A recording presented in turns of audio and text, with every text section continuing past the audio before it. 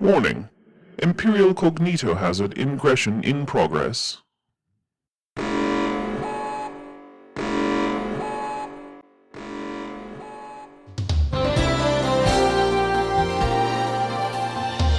Warning: Imperial Cognito hazard ingression in progress.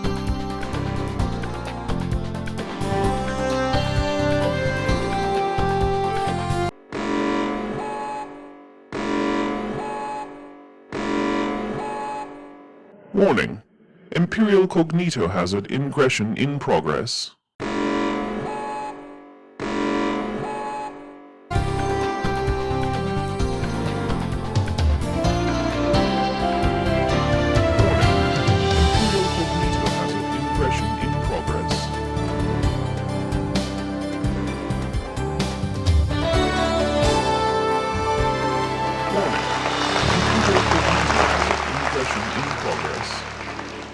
Damn.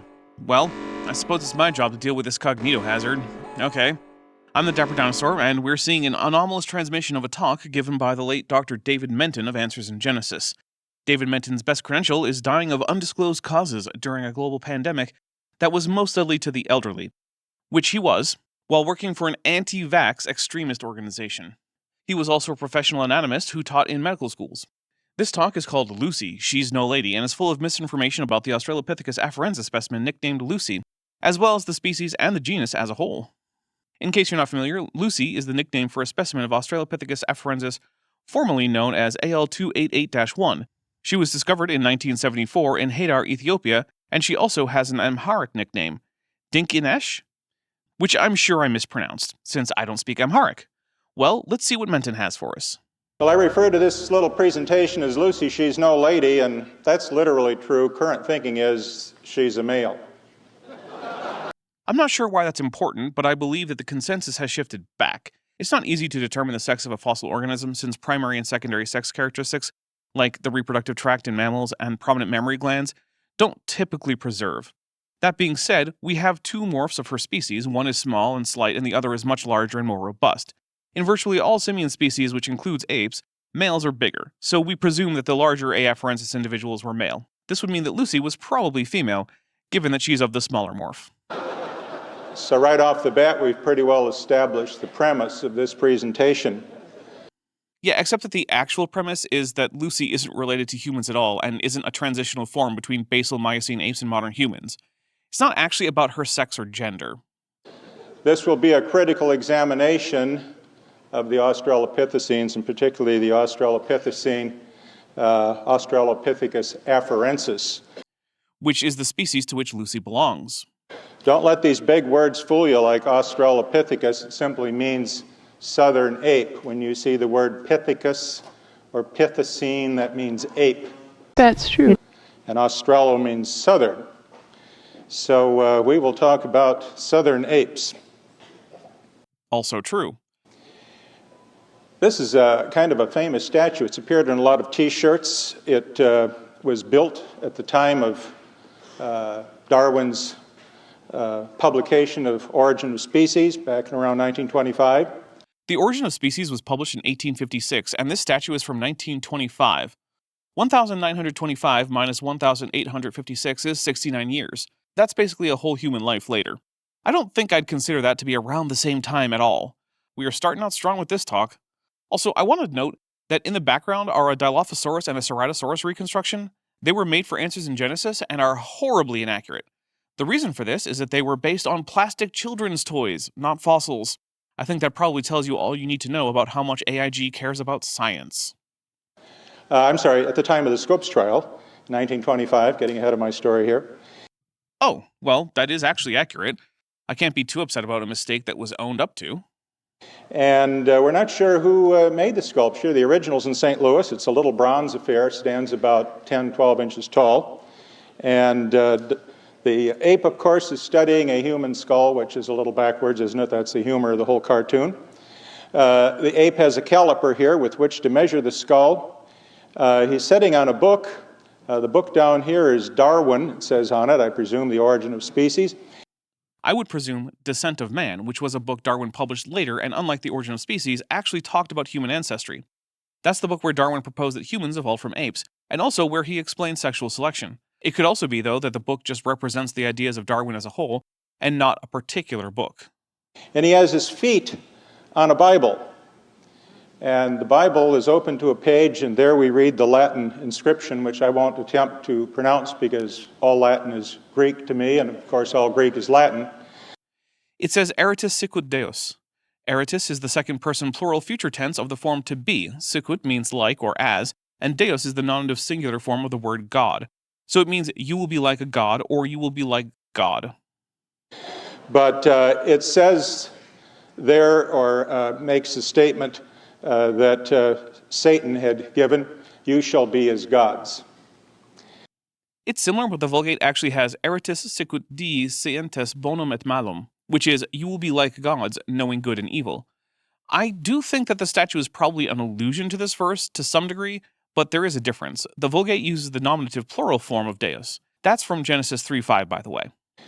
Now, sometimes there's debate over this very starting premise. In fact, it was a debate at the time of the Scopes trial, whether Darwin really said that man came from monkeys or not.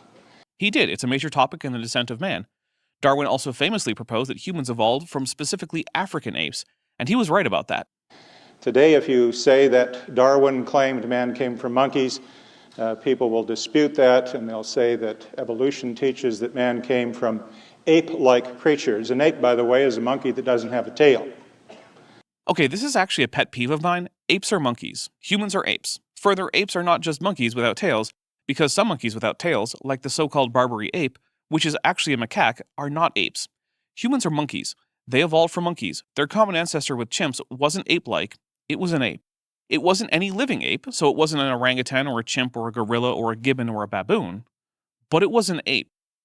It lived after the last common ancestor of all apes and descended from it, so cladistically, it was an ape.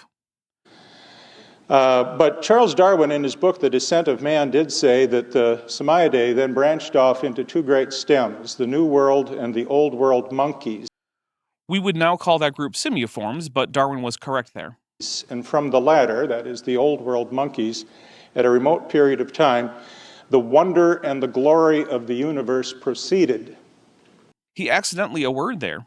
The quote is, at a remote period, man, the wonder and glory of the universe proceeded.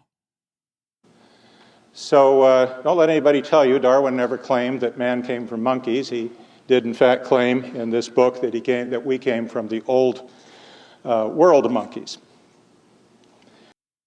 Yes, which includes apes, but also, who cares what Darwin said? What matters isn't what some guy said, it's what the data say. Darwin isn't the Moses or Jesus or Muhammad of evolution. Things aren't accepted because he said them. In fact, many of the things he said are not accepted. The Gallup organization has done a number of surveys to see what people think about evolution and specifically the origin of man. And in several surveys ranging from 1982 to 1992, and there perhaps have been more recent ones, I think the results are still fairly similar, the following four questions were asked, or the following four choices were given. What do you believe about the origin of man? 1, God created man in his present form at one time within the past 10,000 years. 2, man has developed over millions of years from less advanced forms of life, but God guided this process. 3, same as above, except God had no part in the process. And 4, don't know, possibly don't care. Now, only 3 would be acceptable to professional evolutionists. No, both 2 and 3 are fine. I'm friends with a number of professional evolutionists, as Menton might call them. Hell, he might even call me that. None of them have a problem with theistic evolution, even if most of them don't believe in it. The scientific community is not a monolith of anti-theism, even if some prominent members of it are themselves anti-theists, like Epstein Files alumnus Richard Dawkins, although he's apparently on his coming to Jesus arc right now, because he'd rather be a cultural Christian than just accept that Muslims are not just a bunch of backwards and evil bastards, and are instead a diverse community with good and bad people and ideas, like all diverse communities. Evolution does not want divine assistance. Evolution is a scientific theory. It doesn't want anything. Just like all other scientific theories, there's no place for divine assistance in it. But if that's all it takes to be against God, then I guess gravity and the germ theory of disease are also anti-God. If evolution were to require or even accept divine assistance to make it work, evolution would be in the same fix as creation, wouldn't it? I guess, but I don't think that the theistic evolution position is necessarily that evolution required divine intervention, but rather that God did happen to intervene to bring about his plan. He could have not done so, and evolution would have presumably occurred somewhat differently.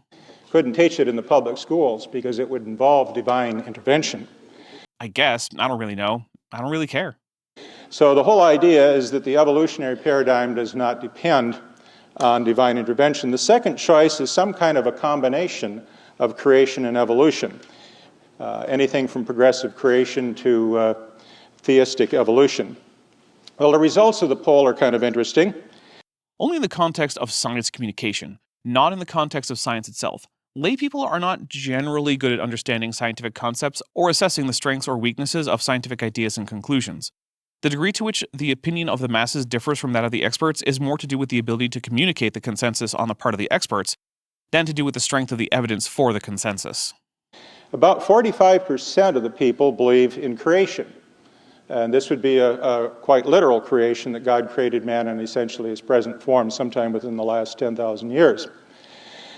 Theistic evolution, or a combination of creation and evolution, is also a significant number of Americans, something a little under 40% perhaps. The evolutionary view, which is taught in our schools and our textbooks and on TV and what have you, holds less than 10% of the imaginations, I would say, of Americans. Okay. It's interesting that only 10% believe what we teach in our textbooks, and yet that 10% has a disproportionate impact, don't they, on our schools, on our newspapers, and I think on society at large. I mean, not really. Plenty of theistic evolutionists are right there with them in promoting science. And again, this isn't atheist contra mundi. Relatively few people don't have an opinion on this subject. Probably less than 5% these days don't know or don't care about this issue. So it is an important issue and one that bears our attention. I can agree with that. Science and science literacy are vitally important. Let's not forget that this man probably died because of his own lack of science illiteracy. And what's worse is that he helped an organization that spread that exact scientific illiteracy that contributed to the loss of countless lives. In the evolutionary view, chance is really ultimately behind the origin of man and all else. I mean, it certainly played a role, but nature always proceeds by laws which are not really chance-based. Special and general relativity, the laws of motion, the laws of chemistry are all pretty deterministic at most scales. Creationists love to ignore the deterministic parts of science when complaining about origins. Jacques Monod, who won the Nobel Prize for his work in biochemistry in a book called Chance and Necessity, said, "Chance alone is at the source of every innovation of all creation in the biosphere. Pure chance, absolutely free but blind, is at the very root of the stupendous edifice of evolution." Some years ago, Walt Stumper and I made a visit to the Field Museum of Natural History in Chicago, and they had just put on a multi-million-dollar exhibit on evolution at the time. And the exhibit had something rather like a little gambling casino. Isn't this supposed to be about Lucy? Can we get to Lucy? And this casino was to emphasize the role of chance in evolution. I guess not. On your left there, you see what's called a dice layout. They have these things in gambling casinos, I've been told. I've been told, he says after a long pause. I am very confident that David Menton found himself in a casino on a few occasions. I mean, I have too. And I don't even gamble. If you're in Vegas, there are a lot of reasons to go into a casino that aren't gambling. I remember I was working in Vegas, and during some downtime, I decided to go to a movie theater. The nearest one was inside a casino, so I was in the casino. Also, basically every gas station and convenience store in Nevada seems to have slot machines. So I guess if that counts, it's nearly impossible to exist in Nevada without being in a casino at some point. Gambling is like most things. It can be bad if done to excess, but if you have the self-control to not spend more than you can afford, and you can walk away from it, then it's fine. I'm not even aware of anything in the Bible that forbids gambling, although the Quran does forbid it. It's odd that Christian groups that are against gambling and alcohol also tend to be very suspicious of Islam, despite having a lot in common in terms of taboos. And You throw the dice out on the table and somehow these scores tally up, and in America we call this game craps. Did he just say crepes? Like the French thin pancakes? I call it craps, like the thing you deposit in the toilet. And over the top, as children throw the dice and what have you, have fun with this exhibit, a sign reads, "Is life just a game of craps?" No, it's not. But also, I can't find a legible image of this sign, so I don't know what it actually said. That's kind of a heavy philosophical hit, isn't it, to lay on young people like you see here in the picture on the right, typical of a lot of the visitors who are enjoying this hands-on exhibit, to hit them with the whole concept that their very existence, their mothers, their fathers, their religion, everything, is just all one big game of craps. But in many ways, it is. Not in all ways. But just think about human reproduction. Out of all the ova and spermatozoa, the chances that two with the exact genetic arrangement that went into making you would combine are vanishingly small. Yet here you are, and that's ignoring the odds that your parents met, that they would have sex, that they would conceive, etc. The world has many deterministic aspects to it. Like when humans have kids, it's pretty deterministic that those kids will be human. When a cloud of dust sits around that's cold enough, it's pretty deterministic that gravity will collapse it. But also there are many stochastic things in the world. Both are important in science. In the picture on the right, we see a one-armed bandit being vigorously cranked by the little gal. He means a slot machine, in case that wasn't clear. And above it, it says, over time, tiny mutations add up to big changes, suggesting, of course, that these changes could produce amoeba to men. Now, mutations really do occur in man. Yep, and we can trace them, and we know exactly what mutations cause things like pale skin in Europeans, lactose tolerance, better ability at diving in some Pacific Islander populations, etc. And this is a sad thing because chemicals and radiations that are mutagenic, that is, cause mutations, are oftentimes referred almost interchangeably as being carcinogenic, that is, cancer-forming. As a general rule, cancer happens as a result of mutations to somatic cells, that is, the cells that make up most of your body. These mutations cannot be passed down to the next generation because only germline cells pass down mutations. If a cancer-causing mutation happened in such a cell, it would also no longer form gametes. Even then, it would not be passed down.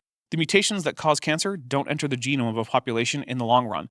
They stay in the individuals in which they occur. Even in the case of transmissible cancers, which yes, are real, the cancer cells form a unique lineage which infects relatively unrelated organisms and still cannot be passed down vertically into the genome of offspring, but are instead passed horizontally from peer to peer. And as you sit here this evening listening to this lecture, the lights in the room are causing mutations to form in your skin. That's extremely unlikely. The skin is covered in a layer of dead tissue called the epidermis, which is immune to mutations since it's dead. Further, the light emitted by what are presumably fluorescent white lights is pretty much all in the infrared and visible spectra, which means that they are by and large too low energy to cause cancer. The photons that make it up don't have the energy to break chemical bonds in DNA, which is what radiation that causes mutation does.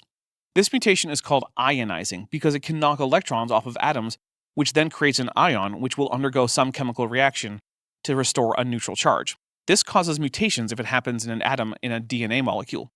Light can't really do this if it's lower energy than ultraviolet, and both incandescent and fluorescent light bulbs give off virtually no ultraviolet light. That's why you don't need sunscreen if you're working in a warehouse. In fact, mutations are occurring spontaneously in your body at all times. Kind of. In addition to events like damage from ionizing radiation, each time DNA is replicated, it will introduce some mutations, since the duplication mechanisms are not perfect, and at any given time, it is the case that one of those two things is going to be going on somewhere in your body. But it's not like cells are just chilling out and then suddenly their DNA changes. Things have to happen to cause a mutation. And if these mutations were not repaired, most of the people I'm seeing in this room today would be long since deceased. The human genome is more than 80% junk, and those regions are highly mutation tolerant. So it's not the case that most mutations need to be fixed. Many are, though, and even when they are not, the body of complex organisms like humans have tumor suppression mechanisms that recognize such mutated cells and eliminate them before they can become an actual cancerous tumor. In those cases, the mutations are fixed by just eliminating the cells that harbor them, not by repairing the DNA. Now, that being said, cells do have DNA repair mechanisms. It's just that it's a lot more complex than fix most mutations in your DNA or get cancer. Also, heads up, the next bit is fairly graphic as it involves severe skin problems on a human child. If you don't want to see that, feel free to look away or minimize the window or whatever. I'll let you know when that image is gone. Alternatively, there should be a timestamp on screen right now if you'd prefer to simply skip this discussion. Our very existence depends on a critical mutation repair system that is a very complex system in the body. This system involves at least 12 different enzymes that cut out and remove bad parts. Now, in this particular picture, we see what happens when this repair system doesn't work. Yeah, this is the picture I was warning of. It's a particularly severe case, and while no case of Xeroderma pigmentosa is photogenic or pleasant for the sufferer, most are not nearly so graphic. I suspect this image was selected for shock value. This is a disease called Xeroderma pigmentosa. One step out of perhaps 12 in the whole biochemical sequence for identifying mutations, cutting out the bad part, and splicing in a proper patch, one step is missing. Actually, it's due to a mutation to one of 9 genes, not 12. Of course, those genes can also mutate in ways that cause no change at all. And I know that because that's true for all genes. All genes contain codons, which are a sequence of 3 nucleotide base pairs, the rungs on the ladder of DNA, if you will. And all of them contain codons that code for amino acids that are coded for by multiple codons, which means a mutation from one to the other will leave the product identical and therefore not cause a disease. So it's not like any mutation occurs in one of these genes and bam, now you can't go into the sun. And so mutations accumulate, such as melanoma here, and this soon proves fatal before reproductive age. Meaning that these mutations are selected against pretty strongly. However, since they are also recessive, they can and are passed down. Also, the graphic image is gone now, so if you were looking away or had the window minimized, you can safely look back. In fact, DNA repair is so essential it's now considered to perhaps be one of the explanations for longevity. Those organisms that live the longest have the most efficient mutation repair systems. Or just have lower rates of mutations or overall lower rates of cell division. I can't tell if Menton is just dumbing this down, or if he was just this dumb. He did have what seems to be a fairly successful career teaching medical students anatomy, so I feel like he can't be too dumb. Of course, it wouldn't be necessary to repair mutations before the fall into sin, would it? What, did sin cause chemistry to exist? That seems unlikely. Like, physically, how would there have been no mutations? Did the sun just have a cap on the energy of the photons it put out? If so, then that would have given everyone rickets, because the same UV light that gives human skin cancer is a light that is also needed for vitamin D synthesis. Did all organisms just spend huge amounts of energy for perfectly reliable DNA replication systems? Where did that energy come from?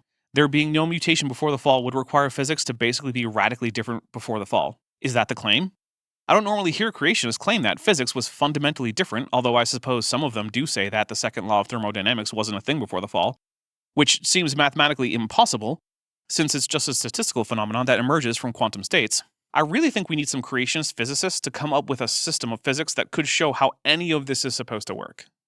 This is something that's a feature of this life after the fall, and these mutations are being constantly repaired. Sadly, not all of them are repaired, and many problems accumulate. They actually tend not to accumulate over time across generations, because if they did, then that would mean that all populations should be characterized by a loss of fitness, which we would see as lower and lower reproduction rates and declining populations. But that is not what we see. Many populations are not declining or are even growing, humans among them.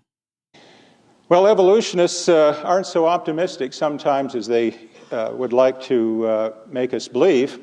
Richard Lowenton, a very distinguished evolutionist geneticist at Harvard University, in the book Human Diversity, says that despite the excited and optimistic claims that have been made by some paleontologists, no fossil hominid species can be established as our direct ancestor. Well, yeah, that's generally how it is in paleontology. Let's think about this moving forward in time. The genus Canis is the genus that dogs belong to. It includes 7 species: the coyote, the red wolf, the eastern wolf, the gray wolf, including dogs, the African wolf, the Ethiopian wolf, and the golden jackal. Let's say that we are transported forward in time 6 million years, and now we have a new set of species, all of them very similar to each other, and not too dissimilar from the wild members of genus Canis as it stands today. All you have are spotty fossil remnants from the 20th and 21st centuries of various canids. It would be pretty easy to tell that the genus Canis, and not say Vulpes or Lycaon, are the closest relatives and probably the ancestors of the new canines you see around you 6 million years in the future. But which one was the ancestor of each particular one will probably not be something you can easily resolve. But does that mean that the fossil record can't inform us about the evolution of canids? Obviously it can. It's just that at any given time, most genera have a few to many species. Further, we know that we haven't found all the species that existed because we keep finding new ones. So let's, just for the moment, assume human evolution is true, and that humans evolved from African Miocene apes. So at the time when the first population that will lead to modern humans began to exist as an identifiable group, they would have existed at a time when there were a half a dozen or more species that would be as similar to each other as a golden jackal is to a gray wolf or to a coyote. Let's say that we find half the species, and one of them is more like what we see in future human-like hominins like Australopithecus afarensis. Was it the ancestor of humans? Well, we don't know for certain. It could be that another species that is very closely related to the one we have existed and we just haven't found fossils for it. So do we have no evidence for human evolution? Of course not. We have organisms whose existence meets the predictions of evolutionary biology in terms of the morphologies that must have existed to transition from a basal arboreal palmagrade Miocene ape to a modern human. That we don't know exactly which species gave rise to which other species is not important, and it's not clear that it's even logically possible. Creationism predicted that we would not find morphological intermediaries at all. We have. The fossil record is compelling evidence of human evolution. Now, what is a hominid? In real life, a hominid is any member of the family Hominidae, which are the common ancestor of orangutans and humans and all of its descendants. It includes the members of the genera Pan, Pongo, Gorilla, and Homo in terms of extant hominins, but there are also many extinct genera such as Australopithecus, Gigantopithecus, and Gracopithecus. They are all monkeys with no tail, a very flexible shoulder joint, an expanded brain case, even for a monkey, a 2-1-2-3 dental pattern on both jaws, and Y5 molars. You might notice that humans meet this definition, because humans are not only apes, but they are great apes, or hominids, as are gorillas and chimpanzees. You hear this expression quite a bit. A hominid is either a known ancestor of man. How did he manage to get two syllables out of known? Or a collateral relative of man, or man himself. So I'm not entirely sure when this talk was given, so it may be back when taxonomists were still putting the modern apes except humans in the now defunct family of Pongidae, and putting everything more closely related to humans than to any other apes into Hominidae. Back then, that was the definition. Animals more closely related to humans than to any extant ape other than humans. This reflected the older idea that all the great apes were more closely related to each other than any of them were to humans. It turns out this is not true, and humans and their relatives cluster within the rest of the apes, being closer to chimpanzees and bonobos than they are to gorillas or orangutans. This means that the old family Pongidae was paraphyletic, in that it contained some but not all of the descendants of the most recent common ancestor of the whole group. This is why Pongidae was made invalid, and the name Hominidae was transferred to the whole group. So compared to modern definitions, the definition Menton is giving is outdated.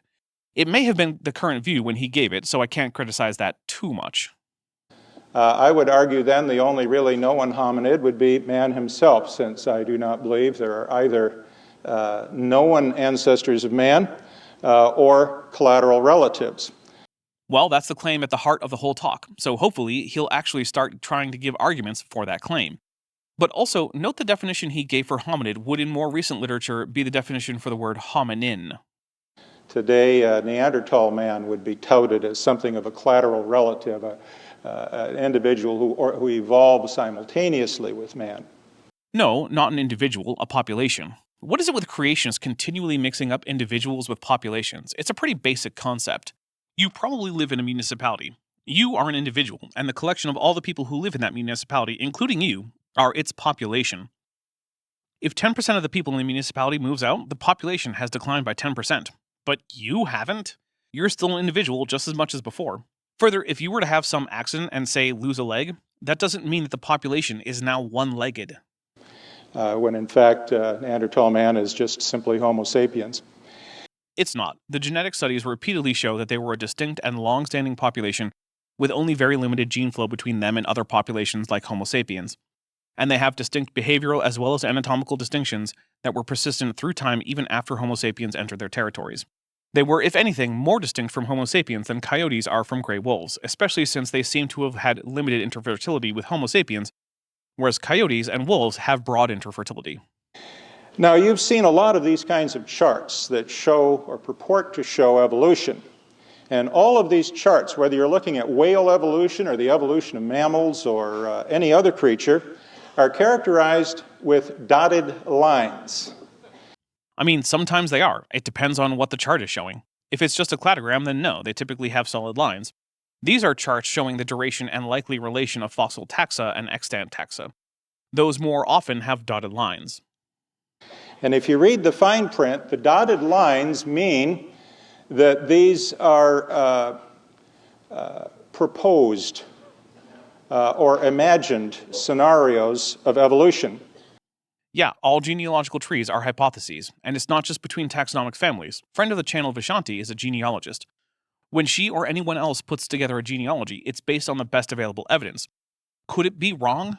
Yes. But sometimes a mother might lie or not know who the father of a child is, or baptismal records are falsified, etc. Does the fact that you can never have 100% confidence in your genealogy mean that you don't have ancestors? Obviously not.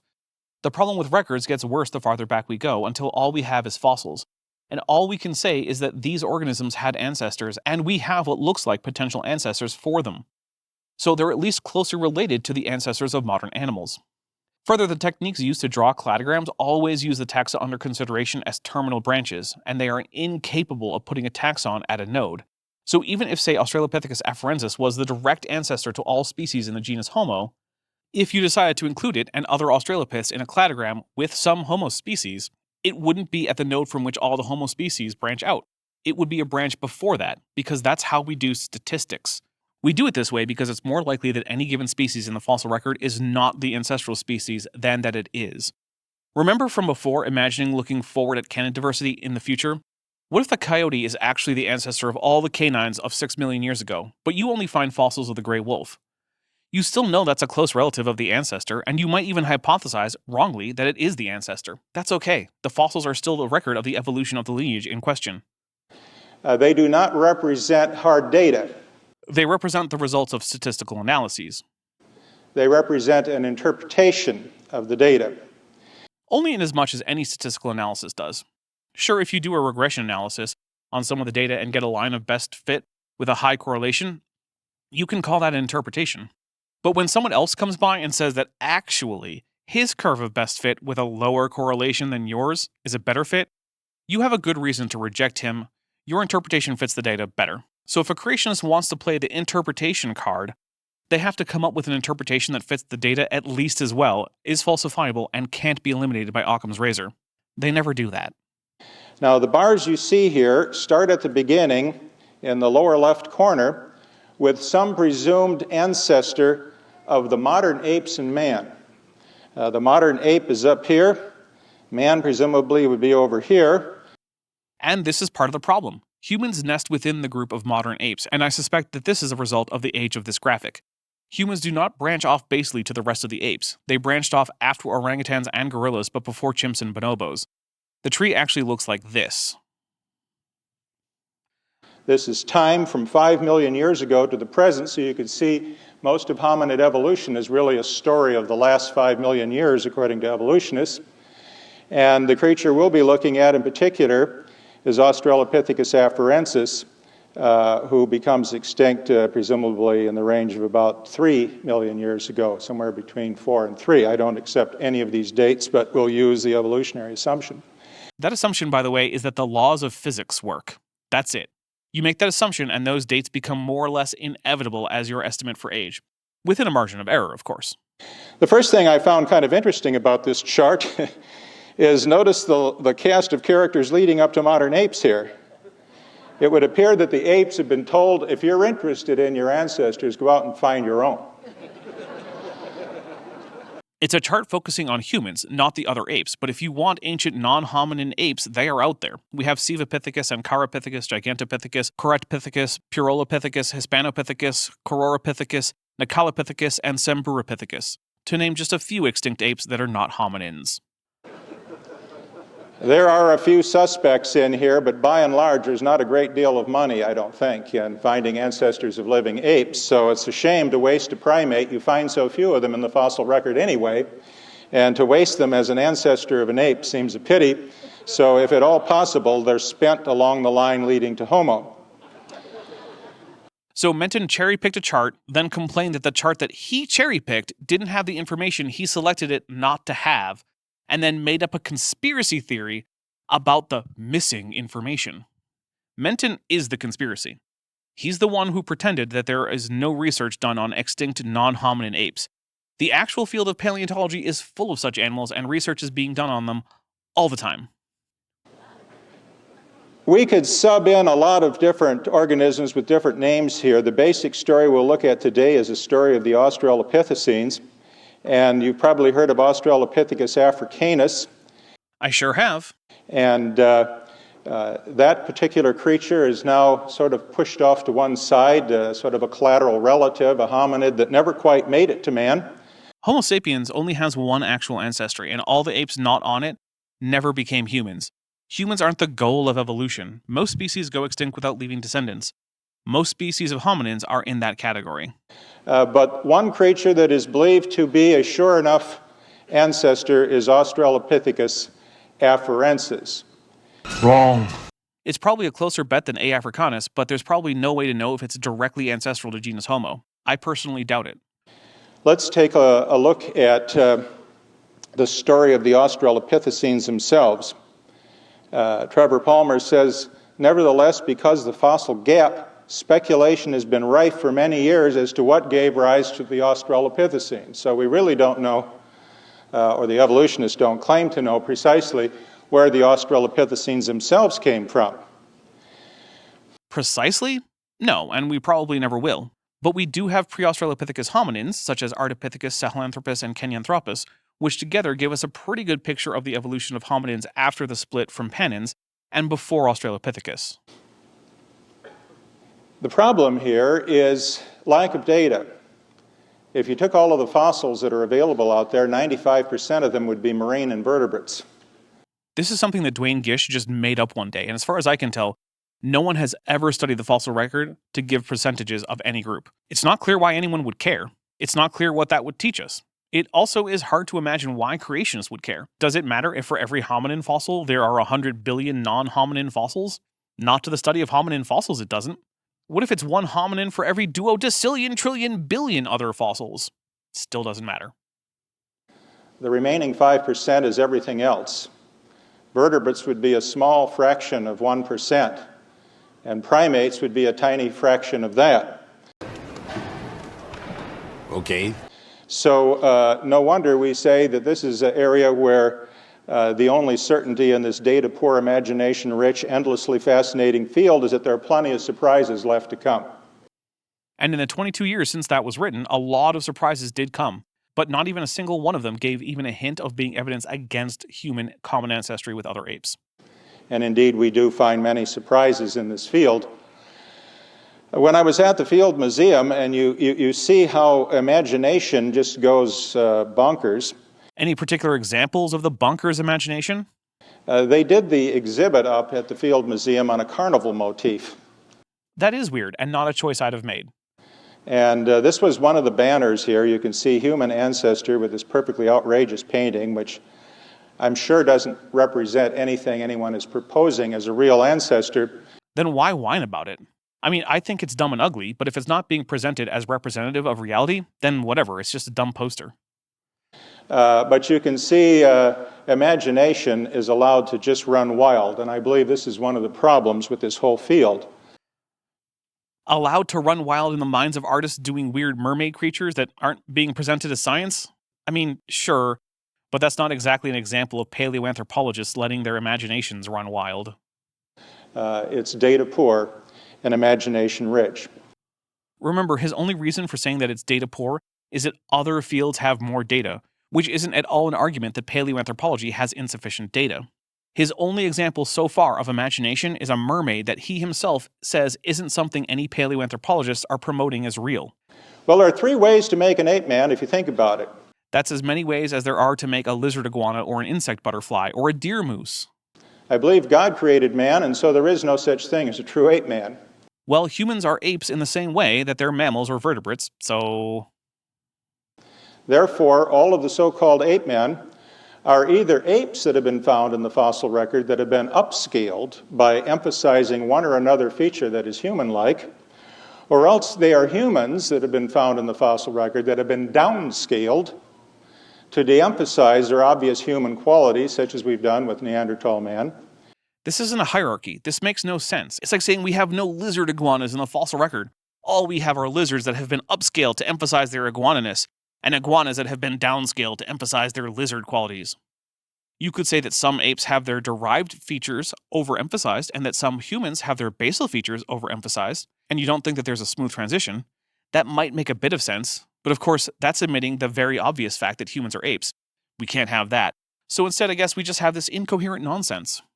And then there is what I would call the true ape men. All humans?